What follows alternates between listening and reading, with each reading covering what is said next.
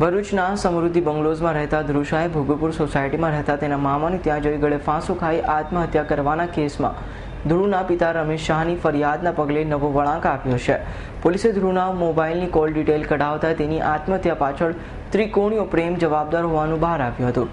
જેના પગલે પોલીસે ધ્રુવની પૂર્વ પ્રેમિકા, તેના નવા પ્રેમી અને મિત્રો સામે ફરિયાદ દાખલ કરી મિત્ર મનન મિસ્ત્રીની અટકાયત કરી હતી.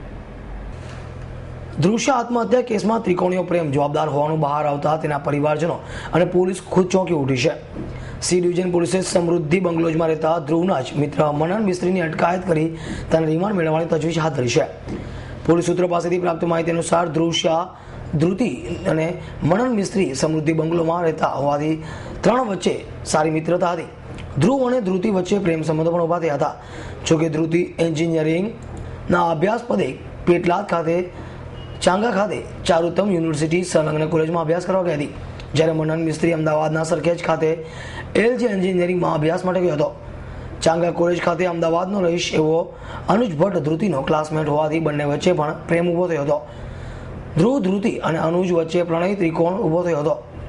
ધ્રુતિ અને અનુજ વચ્ચે પ્રેમ સંબંધો બતાવતા ધ્રુતિ અને ધ્રુવનો પીછો છોડવાનો પ્રયાસ શરૂ કર્યો હતો, જેમાં પ્રેમી અનુજ ભટ્ટ દ્વારા તેને મનન મિસ્ત્રીને કહી ધ્રુવ વિશે સોશિયલ મીડિયા પર તે ડ્રગ્સનો બંધાણી અને નશાખોર હોવાનો અપચાર શરૂ કર્યો હતો. સાથે ધમકીઓ પણ આપતા ધ્રુવે આખરે આત્મહત્યાનો માર્ગ અપનાવ્યો હતો. ધ્રુવની આત્મહત્યાના પગલે તેના પિતા રમેશભાઈ શાહે સી ડિવિઝન પોલીસ મથકે ધ્રુવની આત્મહત્યા પાછળ ત્રિકોણીય પ્રેમ પણ જવાબદાર હોવાની આશંકા સાથે ફરિયાદ કરતા પોલીસ તપાસમાં તમામ હકીકત બહાર આવી હતી. જેના પગલે સી ડિવિઝન પોલીસ મથકના PSI શેખે મનન મિસ્ત્રીની અટકાયત કરી તેના રિમાન્ડ મેળવવાની તજવીજ હાથ ધરી છે. જ્યારે બીજી બાજુ અનુજ ભટ્ટ અને ધ્રુતિ બંને ફરાર થઈ જતા પોલીસે બંનેને ઝડપી પાડવાની તજવીજ પણ હાથ ધરી છે. મારો છોકરો એકદમ નિર્દોષ છે અને એને ફસાવવામાં આવી રહ્યો છે. બસ મારું આટલું જ કહેવું છે. અને બધાએ મને શું ઘટના બની છે તમારા દીકરા સાથે? બસ મારા આ સોસાયટીમાં એક છોકરો સુસાઇડ કરી ગયો અને એની ઇન્ક્વાયરી માટે આવ્યા હતા કે તમે સ્ટેટમેન્ટ આપવાનું છે તો આવી જજો. જો અમારા મનમાં કંઈક પાપ હોય તો અમે સ્ટેટમેન્ટ આપવા માટે આવતે જ નહીં. બીજા જે બે વ્યક્તિઓના નામ આવે છે તે જે રીતે જતા રહ્યા એ રીતે અમે પણ જતા રહ્યા, પણ અમારા મનમાં કંઈ પાપ નથી ને મારા છોકરાનો કશો વાંક નથી. નિર્દોષ હોવા છતાં આ રીતે એને હેરાન કરી રહ્યા છે. ગત તારીખ 3/6/2015 રોજ અમારા સી ડિવિઝન કોસ્ટલ વિસ્તારમાં આવેલ ભોગપુર સોસાયટીમાં બંગલા નંબર 36માં એક ધ્રુવ રમેશ શાહ નામના સ્ટુડન્ટ્સે આત્મહત્યા કરી હતી. તો તેની તપાસ અકસ્માત નોંધ તરીકે સી ડિવિઝનમાં નોંધાયેલી હતી.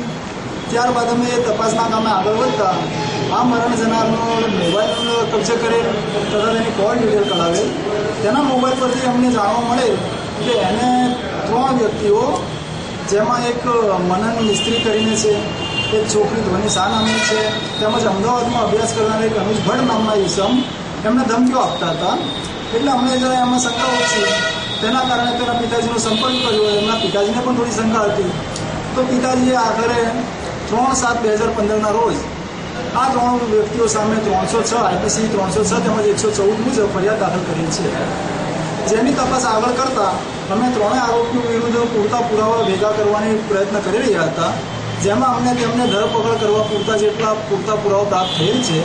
અને જેના અનુસંધાને અમે આ કામના આરોપી નંબર 1 મનન રાજેશ મિસ્ત્રીને ગઈકાલે તારીખે રાત્રે 9:20 વાગે અટક કરેલ છે.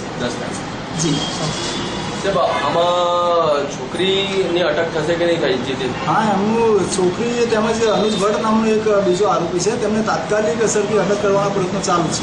આરોપીનો બેકગ્રાઉન્ડ શું છે? આમાં આરોપીમાં જે અમદાવાદમાં જે અનુજ ભટ્ટ છે તેમના માતા પિતાઓની વીમા ઇન્સ્યોરન્સ પોલિસીની એજન્સી છે. તેમજ આરોપી નંબર 1 જેમને કાલે મેં અટક કરેલ છે તે મિકેનિકલ એન્જિનિયર બની રહ્યો છે અને 5મા સત્રમાં LG engineering college Sarkhej Gandhinagar હાઈવેમાં અભ્યાસ કરે છે. તેમજ આ કામની બીજી એક આરોપી ધ્વની શાહ છે, તે ચરોતર યુનિવર્સિટી જે નડિયાદના ચાંગા ગામ ખાતે આવેલ છે તેમાં મિકેનિકલ એન્જિનિયરિંગનો અભ્યાસ કરે છે. અને બીજો આરોપી તેનો ક્લાસમેટ છે અનુજ ભટ્ટ. વિદ્યાર્થીઓના વાલીઓ માટે તમારી આપણી ભરૂચ જિલ્લાની જાગૃત મીડિયા દ્વારા એક સંદેશો જરૂર પાઠવવા માંગુ છું કે આપણી જે યંગ જનરેશન છે તે આડે પાટે ના ભંડાઈ જાય. તેના કારણે આપણા વાલીઓએ આપણા પોતાના બાળકો ક્યાં જાય છે, શું કરે છે, કોની સાથે ફરે છે એ જોવું ખૂબ જરૂરી લાગે છે. અવી સૈયદ, S9 ન્યૂઝ, ભરૂચ.